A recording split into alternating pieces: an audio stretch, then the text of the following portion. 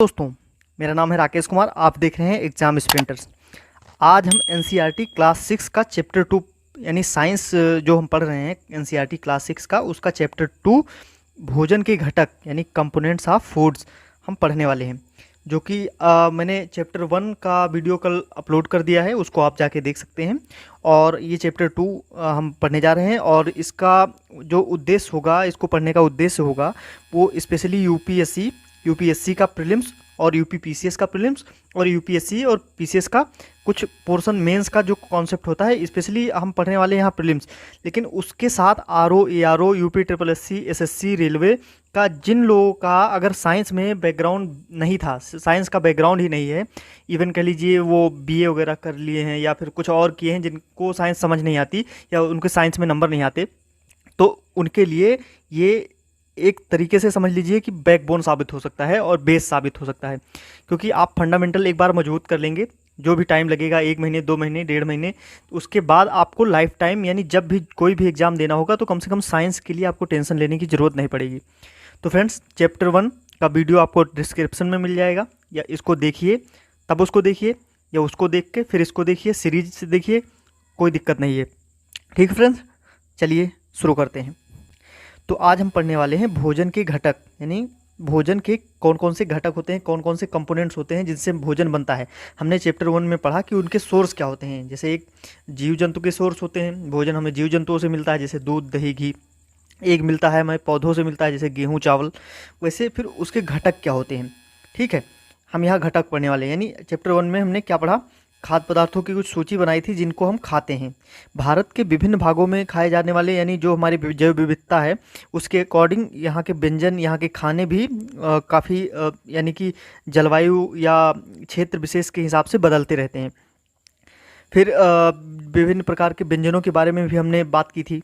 फिर इसके बाद एक मानचित्र में इसको आपको ये भी बोला गया था कि एक आप मैप लीजिए, इंडिया का मैप लीजिए, स्पेशली आप इंडिया का मैप लीजिए और उसमें आप फिल करने की कोशिश कीजिए, ठीक है।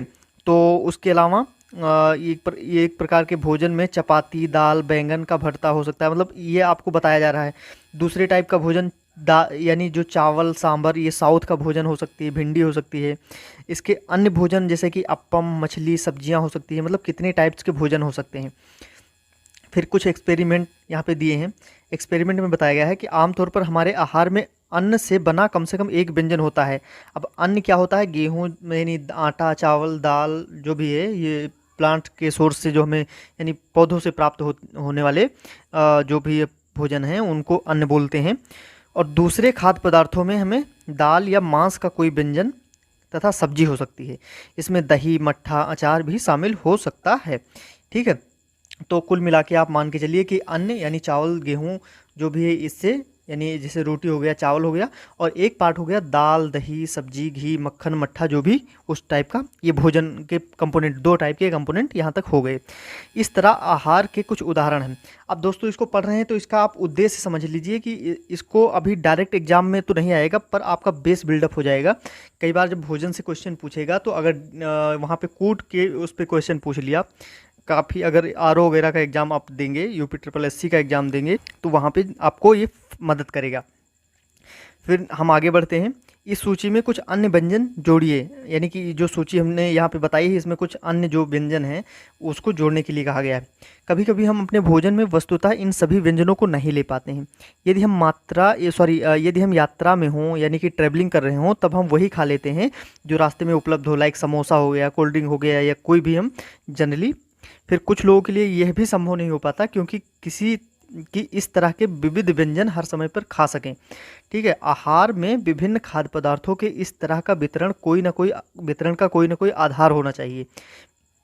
क्या हमारे शरीर को विशेष प्रयोजन के लिए विभिन्न प्रकार के भोजनों की आवश्यकता होती है।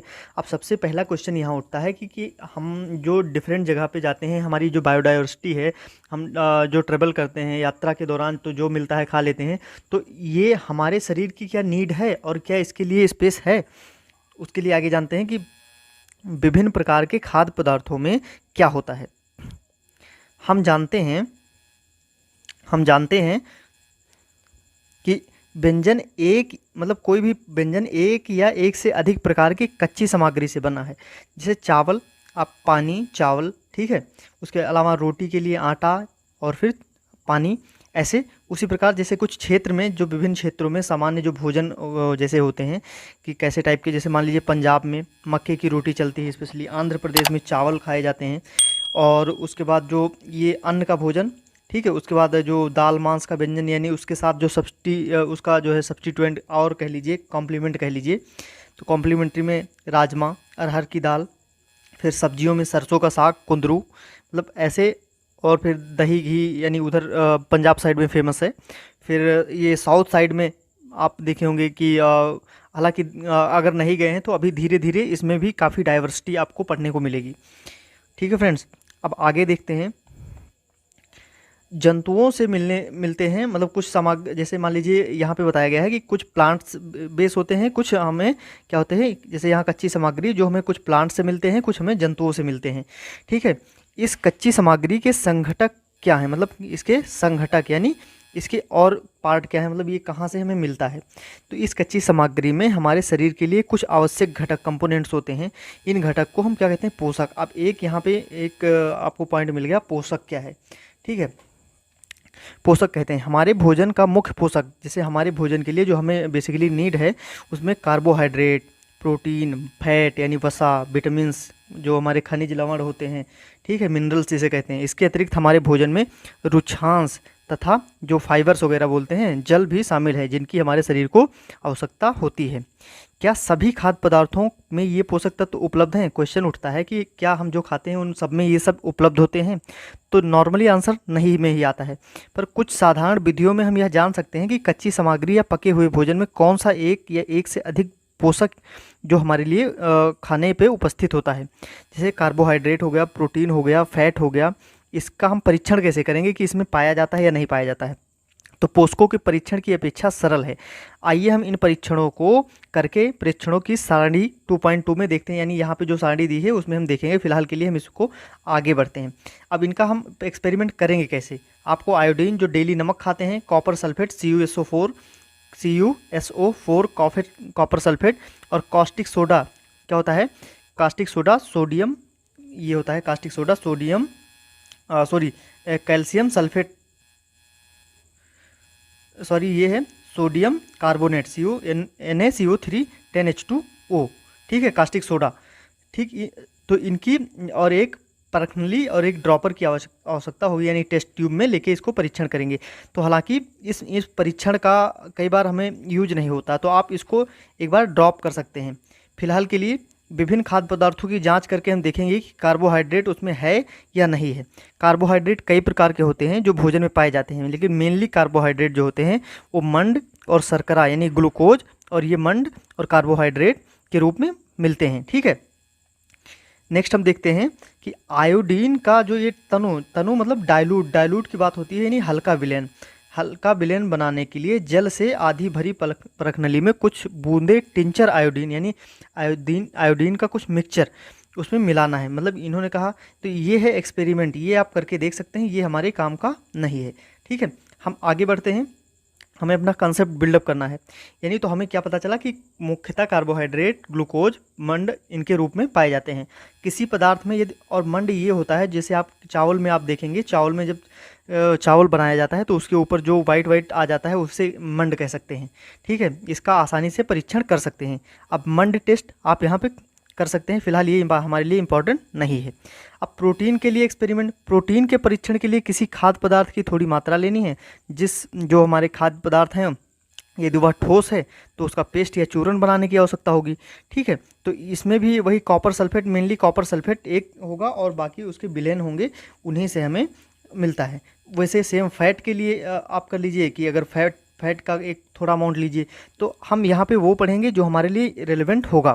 फिर खाद्य पदार्थ में कच्चा आलू, दूध, मूंगफली, मतलब ये इसमें आपको लेना है। और अगर वैसे हम लोगों के पास तो टाइम होगा नहीं, तो फिलहाल के लिए ये बच्चों के लिए छोड़ देते हैं, तो इनमें क्या क्या उपस्थित है। तो फिलहाल के लिए अब हमारे लिए जो एग्ज़ाम के लिए इम्पोर्टेंट बचता है, तो ये गूगल बाबा बचते हैं। और या फिर हम आगे देखते हैं कि दूध में प्रोटीन पाई जाती है, हाँ पाई जाती है। कच्चा आलू में मंड पाया जाता है, हाँ पाया जाता है। फैट नहीं पाया जाता है। तो ऐसे ये चीज़ हमें पता होना चाहिए कि किस में क्या पाया जाता है। ये हमारे एग्ज़ाम के लिए ये एक्सपेरिमेंटल पार्ट हो गया। एक्सपेरिमेंट कर लिए तो आपको हमेशा याद रहेगा, पर हमें टाइम नहीं है तो हम इसके लिए गूगल बाबा के सहारा लेंगे और साथ में अगर इसमें कुछ मिलता है उसको देखेंगे।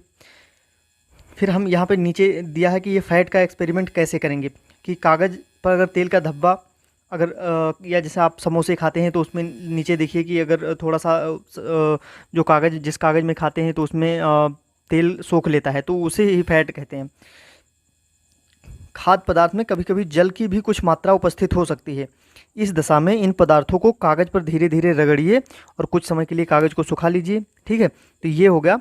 इसको हम आगे बढ़ते हैं, यानी कि ये हमारे लिए इम्पॉर्टेंट नहीं है। अब आता है कि पोषक तत्व जो होते हैं 3 कार्बोहाइड्रेट, प्रोटीन और फैट, इनका परीक्षण हमने किया।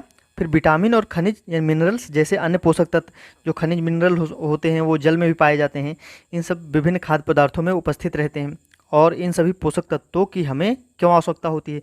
मेनली अब ये क्वेश्चन उठता है कि आखिर ये पोषक तत्व हैं तो इनको हमें ज़रूरत क्यों होती है, इनका काम क्या होता है, ये हमारे लिए फ़ायदेमंद कैसे हैं। तो आगे देखते हैं कि हमें ये हमारे शरीर में करते क्या हैं आखिर। तो कार्बोहाइड्रेट मुख्य रूप से हमारे शरीर को ऊर्जा प्रदान करता है। ये हमारे लिए इंपॉर्टेंट हो सकता है कि कार्बोहाइड्रेट क्या करता है, इसका काम हमारे लिए ऊर्जा। और फैट से भी हमें ऊर्जा मिलती है। अब क्वेश्चन जो पूछेगा कि फैट और कार्बोहाइड्रेट में किससे सबसे ज़्यादा ऊर्जा मिलती है, तो आपको आगे पता चलेगा। ठीक है, ठीक है। फिर वास्तविकता में यह है, कार्बोहाइड्रेट की तुलना में फैट की समान मात्रा से हमें अधिक ऊर्जा मिलती है। यानी अगर आप एक समोसे खा रहे हैं जो जिसमें तेल वगैरह होता है, तली चीज़ें, तो उसमें ज़्यादा एनर्जी मिलती है। ठीक है, ये यहाँ पे बताया गया है। फिर आप ये देख सकते हैं कि कार्बोहाइड्रेट भोजन को ऊर्जा देने वाला भोजन भी कहते हैं। चावल वगैरह में फैट पाया जाता है। फिर आप यहाँ से जैसे ये इन्होंने जो पिक्चर लगाई है तो इस पिक्चर के माध्यम से आप ये समझ सकते हैं कि यहाँ पे ऐसी मतलब इसमें कौन कौन से चीज़ हैं जिसमें प्रोटीन है, कौन से में फ़ैट है। जैसे आप यहाँ बताया गया है कार्बोहाइड्रेट के कुछ स्रोत, जैसे कि आप गन्ने में, गंजी सुने होंगे, खरबूजे में, फिर ये हमारे गेहूँ, चावल, बाजरा, ज्वार जो भी है, मक्का, आम। फिर उसके बाद हमारे कुछ प्रोटीन वाले सोर्स हो गए यानी फ़ैट वाले, और उसके अलावा प्लांट्स बेस, जंतु बेस। ठीक है, तो इसमें पाया जाता है। जैसे कि हमें जितने भी ऑयली सीड हैं उनमें हमें फ़ैट मिलता है। बादाम, इवन मूंगफली में भी मिलता है। घी, दूध में भी हमें फ़ैट मिलता है, बट इसमें थोड़ा कम मिलता है। इसमें प्रोटीन वगैरह भी पाई जाती है। मक्खन वगैरह में भी पाई जाती है। अब यहाँ पे थोड़ा सा हम और आगे बढ़ते हैं। उसके अलावा यहाँ पे आप देख सकते हैं कुछ दालों के बारे में दिया गया है, जैसे मूंग की दाल, अरहर की दाल, चना हो गया, मटर हो गया, फिर सोयाबीन के बीज हो गए, राजमा हो गया। इनमें कुछ प्रोटीन्स वगैरह पाई जाती हैं। फिर उसके अलावा भी दिए हैं, फिर विटामिन के कुछ सोर्स के बारे में दिया है कि विटामिन हमें मतलब एक ही टाइप के फूड में कई टाइप के हमें पोषक तत्व तो मिल सकते हैं। उसमें प्रोटीन भी मिल सकता है, फैट भी मिल सकता है, उसमें विटामिन्स भी मिल सकते हैं। फॉर एग्जांपल आप पालक की सब्ज़ी ले लीजिए, उसमें जो है आयरन भी पाया जाता है, जो कि एक टाइप का विटामिन्स का पार्ट। उसमें कुछ विटामिन ए भी पाया जा सकता है, यानी उसमें मिनरल भी पाया जाता है, कुछ प्रोटीन भी पाया जाता है। ऐसे दूध में प्रोटीन भी पाया जाता है। ठीक है, तो ऐसे आपको एक ही, और मतलब आप जैसे यहाँ पे विटामिन सी के सोर्स, तो आप ये देख सकते हैं कि एक टाइप के भोजन में कई टाइप के हमें पोषक तत्व मिल सकते हैं। तो आप पहले यहाँ पे पढ़ते हैं, और इसको आप अगर आपके पास बुक है तो एक बार ध्यान जरूर रखिएगा कि इनमें कौन से प्रोटीन के सोर्स हैं, कौन से विटामिन्स के, और मिनरल्स किसके हैं, यानी मिनरल्स कहाँ से पाए जाते हैं। फिर उसके अलावा प्रोटीन की आवश्यकता हमारे शरीर की, अब सबसे इम्पॉर्टेंट बात है कि प्रोटीन हमें क्यों ज़रूरी है। तो हमारे शरीर की बॉडी बिल्डिंग के लिए, जैसे वृद्धि के लिए, हेल्दी रहने के लिए प्रोटीन युक्त भोजन को प्रायः क्या बोला जाता है, शरीर वर्धक भोजन कहते हैं। यानी कि बॉडी बिल्डर बनाने के लिए प्रोटीन जरूरी है। कटे पिटे में आपको प्रोटीन की आवश्यकता पड़ती है। हमारे शरीर के जो घाव भरने के लिए प्रोटीन की आवश्यकता पड़ती है। फिर विटामिन हमारे शरीर के रोगों से हमारे शरीर को रक्षा करते हैं। फिर विटामिन हमारी आँख, हड्डी, दांत, मसूड़े को स्वस्थ रखते हैं। विटामिन कई प्रकार के होते हैं, उनमें से ए, बी, सी, डी, ई, के और बी के कई कम होते हैं। Vitamin B1, B2, B3, B5, B8 vitamin B6, B9, B12 ऐसे करके होते हैं। तथा विटामिन के फिर उसके अलावा विटामिन बी को इसी वजह से बी कॉम्प्लेक्स माना जाता है क्योंकि इसके कई समूह होते हैं। तो आपको यहाँ पे एग्जाम के लिए एसएससी रेलवे के लिए भी आप मान सकते हैं कि विटामिन कितने प्रकार के होते हैं। पहले मेनली तो A B C D E के 6 प्रकार के हो गए। उसके बाद विटामिन बी कॉम्प्लेक्स कितने प्रकार के होते हैं। फिर विटामिन ए किस में पाया जाता है, विटामिन ए का केमिकल नेम क्या है, यहाँ पे आगे हम और डिटेल में देखते हैं। फिर हम यहाँ देखते हैं कि यह हमारे शरीर में सभी प्रकार के विटामिनों की अल्प मात्रा की आवश्यकता होती है। विटामिन ए क्या करता है, हमारे जो त्वचा और आँखों को स्वस्थ रखता है। और विटामिन सी बहुत से रोगों से लड़ने के लिए हमारे शरीर में मदद करता है। यानी कुछ भी हम खाते हैं तो विटामिन सी की वजह से हमारे शरीर में लगता है, जिससे हमारी इम्यूनिटी बरकरार रहती है। फिर विटामिन डी हमारी हड्डियों और दांतों के लिए कैल्शियम का उपयोग करता है। यानी कैल्शियम, विटामिन डी का सोर्स क्या है, सनलाइट। विटामिन सी खट्टे फल, खट्टे चीज़ें, ठीक है। फिर उसके अलावा हम विभिन्न विटामिन से भरपूर भोजन के लिए 2.6 से 2.9 चित्र में दिखाया गया है। यानी कि ये सब विटामिन से भरपूर वाले भोजन हैं। इसको एक बार आप नज़र मार सकते हैं। उसके अलावा आयोडीन के कुछ सोर्स, जैसे आयोडीन से नमक यानी मछली से प्रोटीन भी मिलता है, आयोडीन भी मिलता है, पालक, ठीक है। फिर इमली हो गई, उसके अलावा हमारे अदरक हो गए, ठीक है। हमारा शरीर भी सूर्य के प्रकाश की उपस्थिति में विटामिन डी को सिंथेसाइज यानी बनाता है। इन दिनों कोई भी सूर्य का प्रकाश में नहीं रह पाता, जिससे लोगों में किसकी, विटामिन डी की कमी हो जाती है, क्योंकि लोग काम पर यानी बिजी ज़्यादा रहते हैं। फिर फास्फोरस के कुछ सोर्स, ठीक है, केला हो गया, दूध हो गया, ठीक है। पोटेशियम के भी सोर्स हैं ये, आयरन के भी सोर्स है जैसे पालक, सेब, ठीक है। कैल्शियम के कुछ सोर्स, दूध, अंडे, ऐसे देख रहे हैं। ये खनिज लवण, ये सब हमारे शरीर के लिए उपयोगी हैं। आपको कई चीज़ें इसमें ऐसी पता चलेंगी जो आप जानकर आप हैरान रहेंगे, क्योंकि आपके हेल्थ का भी हमें ज़्यादा पढ़ना है, अच्छा पढ़ना है, ज़्यादा याद रखना है, ढंग का स्मार्ट तरीके से लोग कहते हैं। तो इसके लिए हमें हेल्थ एक सबसे पहला हमारा जो पार्ट है, यानी हमारे शरीर का वो कंपोनेंट है हेल्थ का पोषण, यानी हमारे शरीर का पोषण। जो हम जो हम पढ़ रहे हैं इनको अपने शरीर में यानी डेली लाइफ में यूज कैसे करते हैं।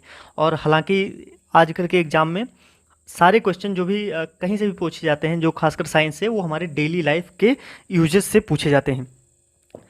उसके अलावा फिर हम आगे बढ़ते हैं।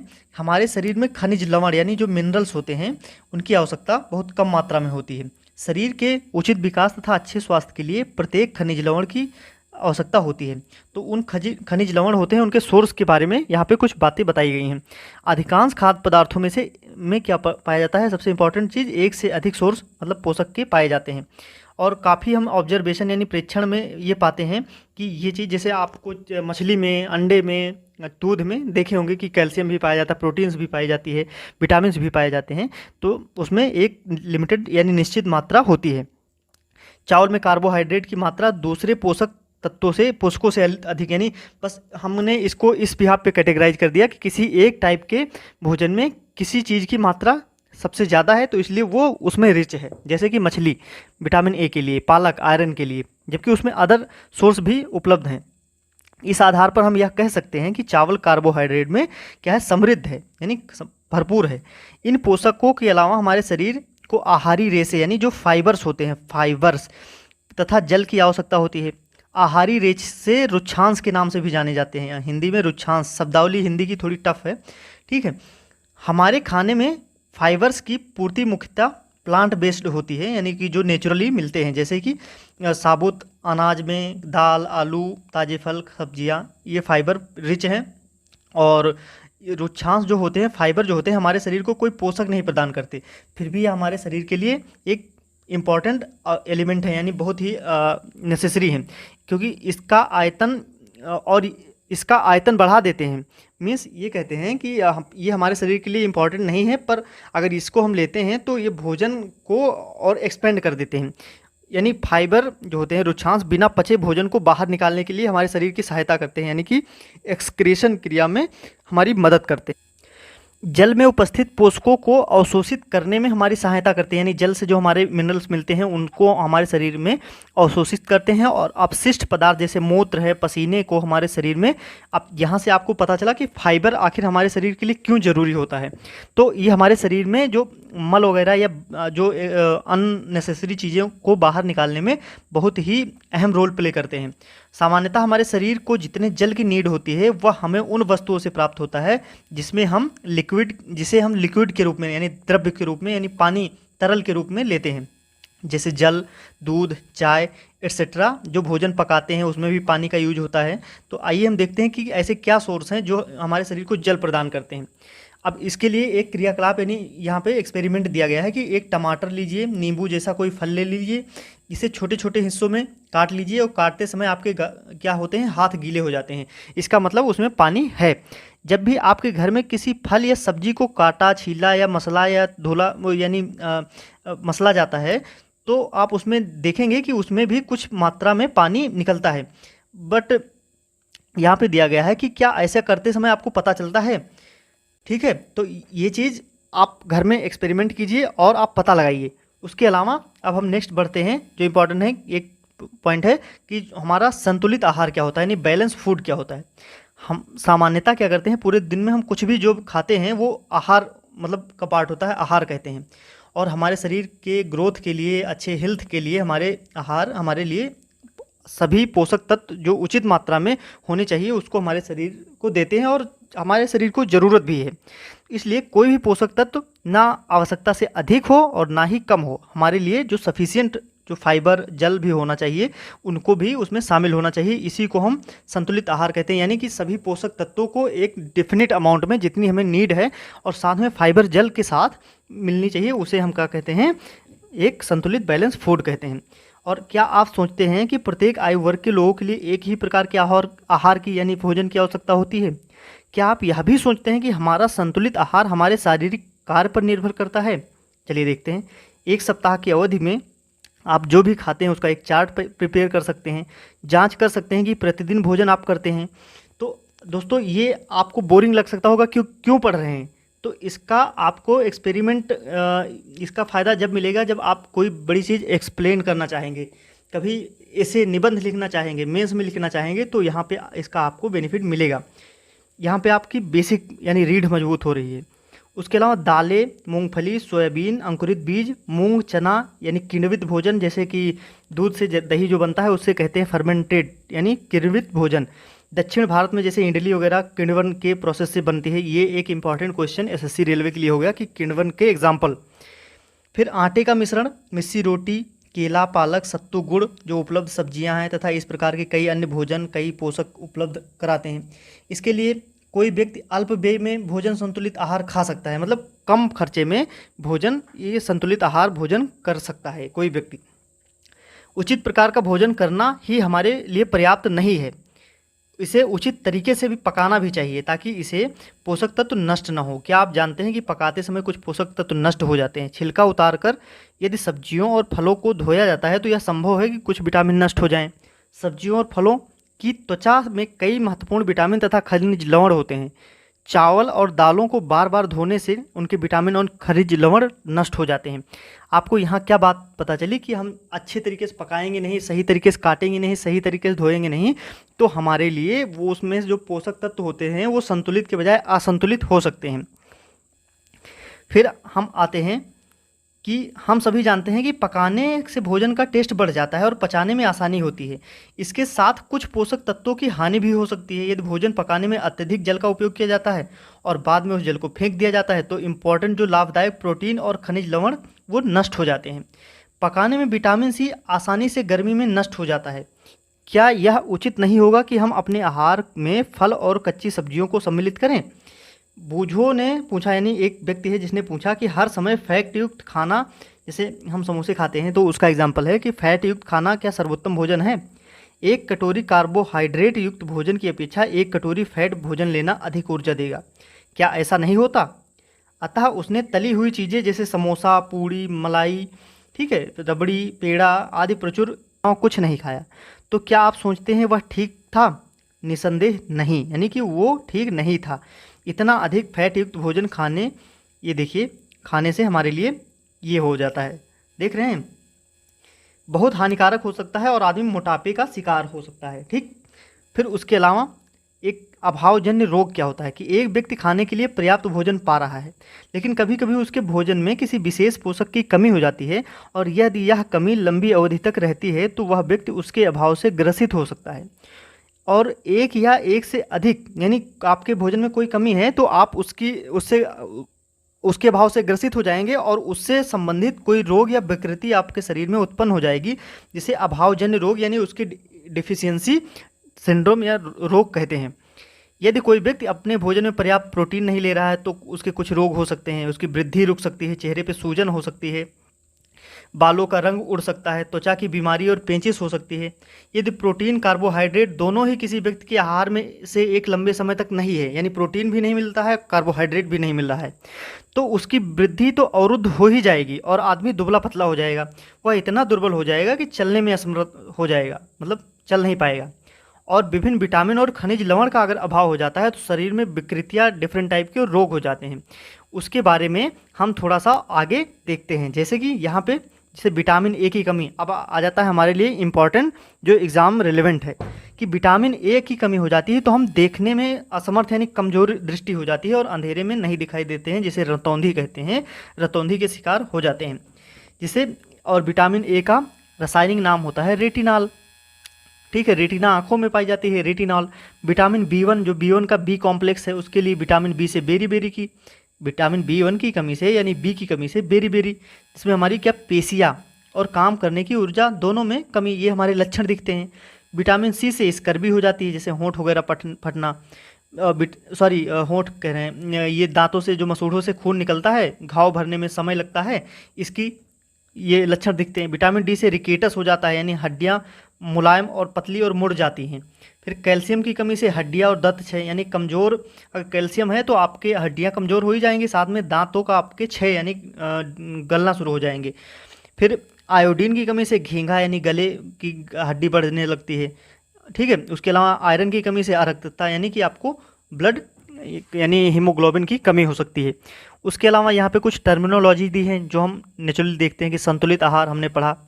ठीक, बेरी एक रोग है, कार्बोहाइड्रेट एक पोषक तत्व है, फिर एनर्जी, फैट, मिनरल्स, पोषण, प्रोटीन, फाइबर, स्कर्बी, मंड, विटामिन, इन सब के बारे में हमने पढ़ा।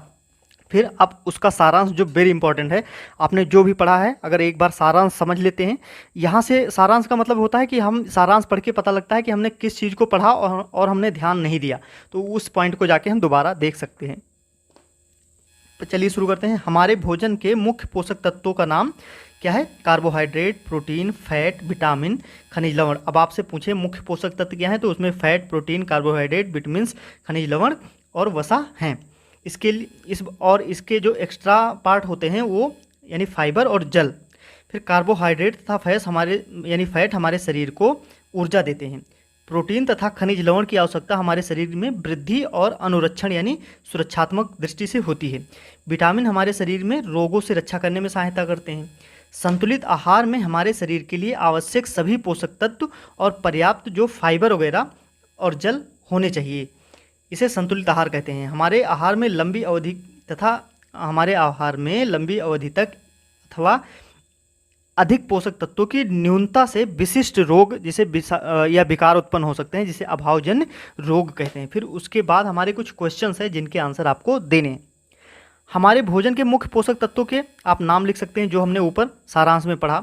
निम्नलिखित के नाम जैसे पोषक तत्व जो हमारे शरीर को ऊर्जा देते हैं, जैसे फैट और वसा यानी कार्बोहाइड्रेट। जो हमारे शरीर में वृद्धि अनुरक्षण यानी प्रोटीन। वह विटामिन जो अच्छी दृष्टि के लिए आवश्यक विटामिन ए। वह खनिज जो हड्डियों के लिए आवश्यक है, कौन सा खनिज है भाई? Vitamin D. ठीक है, यानी कैल्शियम। दो ऐसे खाद्य पदार्थ के नाम लिखिए जिनमें निम्न पोषक प्रचुर मात्रा में हो, जैसे कि प्रोटीन के, आहार जैसे कि मंड के, फैट के, आप लिख सकते हैं। ठीक है, इसको आप फिल कर सकते हैं जिससे आपको पता लगेगा कि हमने क्या पढ़ा।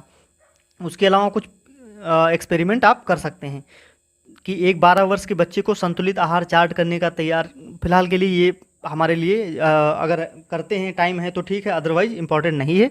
तो हम नेक्स्ट क्या पढ़ने वाले हैं कि जो तंतु से वस्त्र तक जो हमारे अभी तक खाने से थे, अब हमारे शरीर से होके हम अपने शरीर के बाहरी पार्ट पर आएंगे और नेक्स्ट वीडियो में देखेंगे। तो आप तक बने हैं इसके लिए धन्यवाद। और अगर आपको चैनल पसंद आया तो चैनल को सब्सक्राइब कर बेल आइकन प्रेस कर लीजिए और एक लाइक ज़रूर कर दीजिए। धन्यवाद। जय हिंद।